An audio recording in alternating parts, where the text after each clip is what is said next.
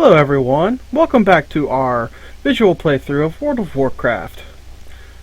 Here we are back with Moonlight once again. Now, I have reached level 20. There are a couple special things now at level 20 that we need to do. So let's go ahead and get them over with, shall we? The first one of which is going to involve us going back up to near the Flight Master. So let us run that way real quick.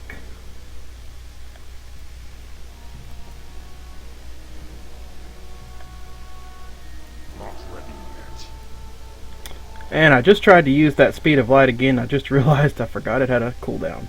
So we're going to have to wait just a minute. Now if you're still out and about at level 20, I would suggest using your Hearthstone to return yourself to Orgrimmar. That is where we're going to be for the next little bit. And if you notice, I only have one quest. It's because it's the Battle Pets for the Battle Pet Tamers. It is an account-wide quest, so don't fear that I have an extra quest. Now, here we are up here near the Flight Master. Now, I'm not saying we're going to use the Flight Master, no. In fact, we're going to turn right around here and look at this guy, Mastha. We're going to talk to her because we're level 20. You may have noticed you got an achievement for hitting level 20 as well. I also got an achievement for Giddy Up. Due to me being a paladin, I automatically learned the writing skill. But, as you can tell, it's not on my list here. There will be a box up here that says Apprentice Writing for, I believe it's 4 gold, if not less, depending on your reputation with Orgrimmar. If you'll select that, you'll automatically be able to mount something later. Strength. So you're probably wondering, well, how in the world do I get a mount? Well, these require you to hit level 60 in order to even attain one. And you can't exactly get the Orgrimmar ones because you have to be exalted with them due to you being a Tauren. So where do we go? Oh, we go back to Bloodhoof Village. At Bloodhoof Village, we'll fly there real quick. At Bloodhoof Village, we will go to our writing trader for the Tauren. Now, you could probably get a better deal at the writing trainer at Bloodhoof Village, but along the way, I'm going to give you a couple of details. Once you're able to mount up a mount, it's a whole lot simpler to move around. You get an additional boost to your speed of 40% for the first skill, or maybe it's 60%. They may have upped it since the last time I looked. But it's unlike these skills. It's a split 75. Done. Okay?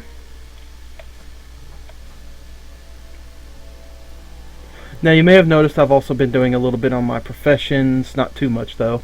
Cooking has gone up a lot, finally. It's taken me a while to get a bunch of these items. But in the meantime, we're also going to be getting a new quest that'll send us to a new area. Once you've complete the quest line within either Northern Barrens or Ashara up to your level of 20, stop what you're doing there, go back to Orgrimmar immediately. Or go to your specific area. What I'm saying is, like for the orc, it would be Orgrimmar. Or it's Razor Hill, sorry. Razor Hill. For the trolls, you will go back to Sinjin. No, you'll go back to Razor Hill as well. Tauren will go back to the Bloodhoof Village here. Undead, unfortunately, you're going to be over here in the Tristful Glades at Brill. Now, if you're Blood Elf, you're going to go all the way back up here to the Silver Moon City. That is where your riding trainer is, okay? Now, well, what if I'm Alliance? Well, let's talk about the Alliance real quick. If you are a human, you have to go to, there's a little area right here in the Elwyn Forest, your first area. It is the lodging, I cannot remember the name of it off the top of my head, but it's the lodging area right here that you get a couple quests from. that is your riding trainer area. If you're dwarf, Dunmore, it's right about in here, I believe. Okay, they may have moved it up to Ironforge. I'm not sure though. If you're gnome, it's up here in Ironforge as well.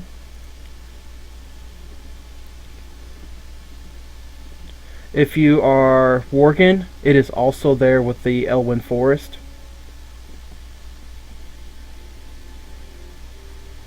If you are Night Elf, whoops, I went too far out. If you are Night Elf, you'll need to go to Darnassus. That's where yours is. Okay? Now, simple enough, right? That's where you get your riding trainer plus your first mount. The first mount's usually about just a few silver. So you should have enough money by then to be able to get it. Now, due to me being a paladin, I automatically get one mount plus the riding skill. Okay? It is a paladin specific mount. It cannot be used on any other character. Most of the other mounts, like if you look in my collection, I do have a bunch because of my account. I have the albino Drake from leading the cavalry for getting a bunch of mounts. Okay? There's a whole bunch here. Most of them are usable through your specific characters. There's a couple, like for instance this Brown Realm. I cannot use it because it's Alliance specific. Now if you're Alliance, you should be able to use the Dragon Turtle, Bronze Drake, you know, all that. The Flying Carpet is for tailorers only, and it's a flying mount. You'll get the flying mount at level 60. Okay, we'll talk all about that later. That's a long time away still. This green battle tank, unfortunately, cannot be used unless you're inside the temple of... I have no idea how to say that in all honesty. I'm sorry. But that's the only place it can be used. So you notice around here, there's a whole bunch... I've got a bunch of mounts. Once you hit Exalted with a faction, you'll be able to buy all of their mounts for any of your characters, okay? Now, we're here at Bloodhoof Village. So where's the riding trainer? Well, you see all these lovely Kodos right here, right outside the Flightmaster. His name is Carr, right here. Now, it does not show it on mine, because I already have it, but you should see another box to be able to get it, okay? Journeyman is at level 40, okay? Be careful. So, you need a mount. You're not a paladin. Also, warlocks get a mount at level 20 as well for their specific class. It is called a Dreadsteed. It is a beautiful flaming horse. I love it to death. Okay? But let's say you're a warrior. You'll click on this guy for the Kodo mounts. You'll have 3 different choices. Like I said, they're just a couple silver, like 90. Just a few.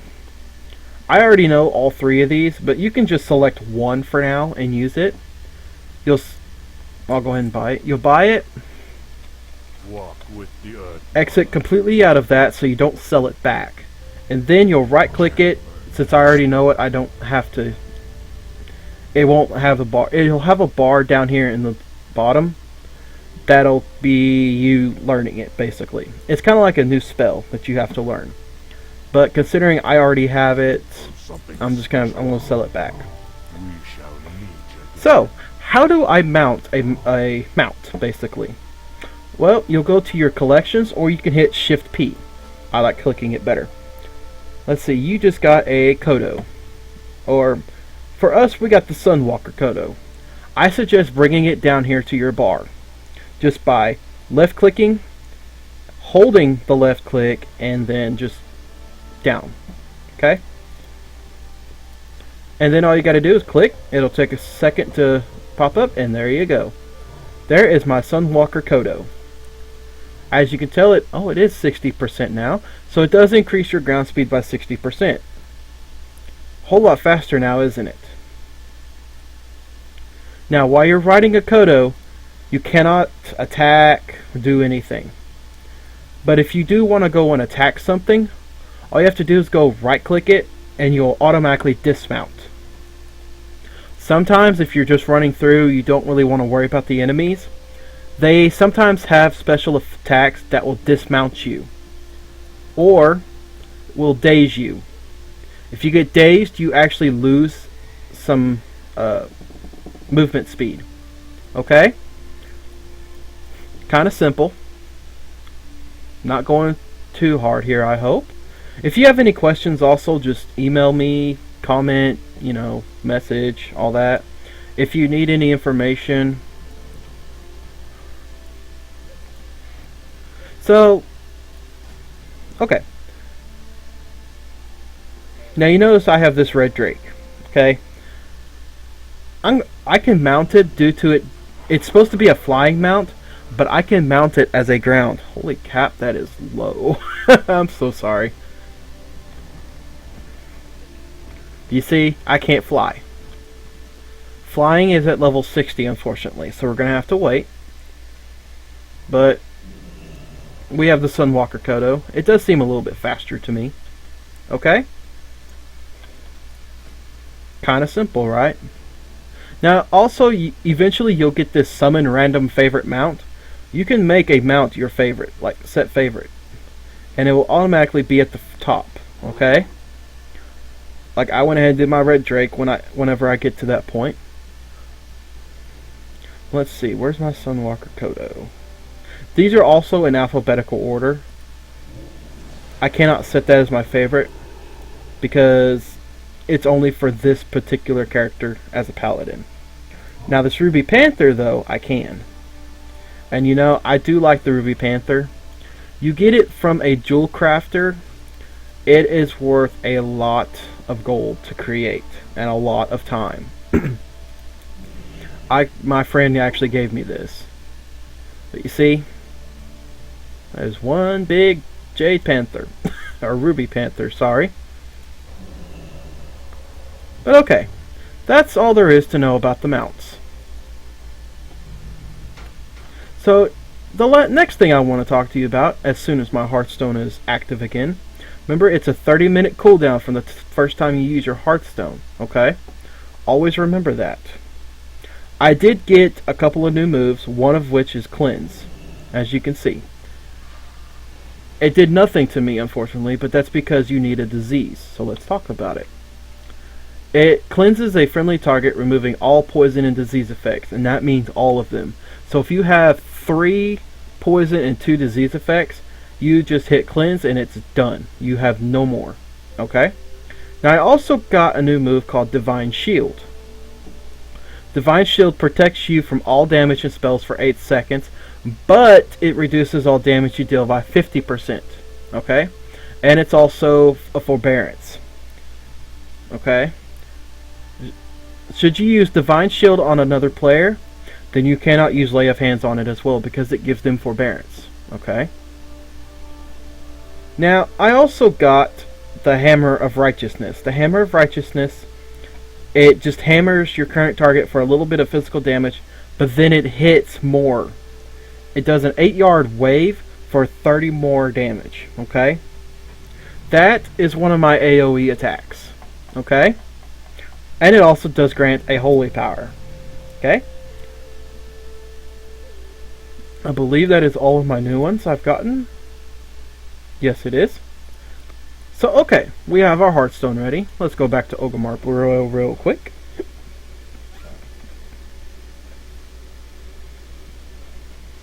And it does take a few seconds to cast. There we go. Okay, we are now back in Orgrimmar. The next thing I want to talk about is our new area for our quest. We're going to go right over here to the War Chief's command board. You notice how I've got the exclamation point on it. I have not picked this one up. We're going to Ashenvale. Okay? So we have to go to Cadric at the Morshan Rampart on the border between Northern Barrens and Ashenvale. Simple, right? Well, because I didn't go to the Northern Barrens, I don't have any of this area found. Which means I have to run from Orgrimmar all the way around to Ashenvale. Or I can just cut through and try to come around this way. Okay? Now, so if you went to Northern Barrens, you probably have the flight path for up here, for Morshan Ramparts. Unfortunately, I do not. So I'm going to have to run all the way around. I'm probably going to have to get this one and this one in order to fly back. Okay? So that's all there is to know about being level 20. Once you hit level 40, you'll get your next writing skill, which increases up to 100%. At level 60, you'll be able to get your next writing skill, which will allow you to mount flying. At that point, we will be able to get our Flight Master's license, which allows us to fly in Azeroth, okay? But it'll only be at a 150% flight speed, which is a whole lot in my opinion, okay? The next one will be at 80, which will increase the flight speed up to 210%. The next one is also at 80. It requires 4,500 gold, but it increases your flight speed to 310%, okay? Now, also, while we're here in Orgrimmar, we need to sit down and think about our specs real quick. At level 20, we need to start thinking what other spec we might want. Do we want the Holy, or do we want Protection? I may go ahead and do Protection as a tank. I'll show you how to tank as well on a Paladin. But you get dual spec at level 30, okay? I don't know if it's in the general. Come on, there we go. It is not in here. Oh, I also forgot, at level 68, you can get the Cold Weather Flying, which will allow you to fly in Northrend, okay? But that's a whole long ways away. We won't really worry about that until then, okay? Now, you probably also noticed in my collections heirlooms. Yes, I have heirlooms. Unfortunately, I don't have the ones for the Paladin. These are all heirlooms, okay? As you gain level and as you get up to a certain point, you'll be able to buy like this. If you notice, when you equipped it, you gain 5% extra experience from killing monsters and completing quests. That's just one of the many. We've got this one, which is 10%. We've also got this one. The weapons do not give any percentage, but they do give you a whole lot more potency to your damage, okay? Now there's also the PvP ones, which are also very, very nice. Unfortunately, since I don't PvP, I don't use them.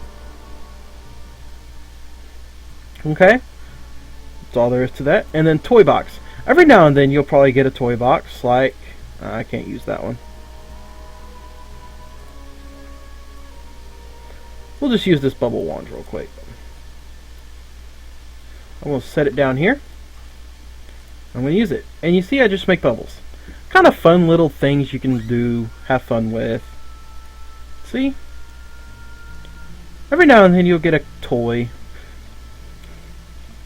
Okay? Simple as that. Now, I'm going to go ahead and make my way towards Ashen Vale. It's going to be a long, long ride. But I will make it there. Once I make it to Ashen Vale, we'll go ahead and get to the next episode and start questing in Ashen Vale. I'll show you a couple things about Ashen Vale that you may or may not know about, kind of would like to see. I don't know if you've noticed though, but it is a fairly big area. There's also a dungeon in here, which is called the Black Fathom. It's called Black Fathom, yes, I'm sorry. And we'll probably go through that one. I'll show you how to do it, all that fun stuff. For now, though, you probably noticed we got a whole bunch more dungeons we can do. Now, if they're red, or orange, I'm sorry, if they're orange, they're a little bit difficult. You're just at that level that you can enter them, but you may not do very much damage. But you will gain a bunch of experience. If you do a random dungeon, you have a shot at going into any of these, even if it's just your level, okay? The next video I'm also going to do was going to show you Shadowfang Keep. I like Shadowfang Keep and Black Fathom Deeps. I like those two a whole lot. They are one of my favorites. Both of them are, actually.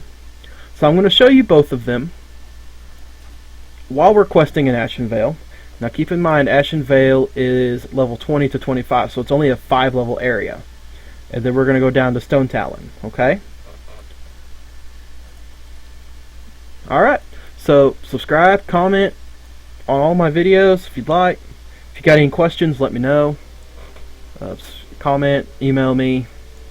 Also, I'm going to do a video on the Darkmoon Faire because I know it ends very, very soon, so I need to go ahead and get that video put up. But I'm going to have to do it as my level 100, unfortunately, so you're going to meet my level 100. So alright, subscribe, comment. Have a good day, everybody.